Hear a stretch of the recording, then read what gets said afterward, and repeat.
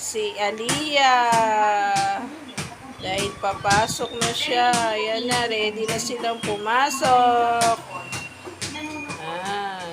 Ito naman ang isang batuta na nagpapaganda. Ito naman yung late na gumawa ng assignment. Ayan.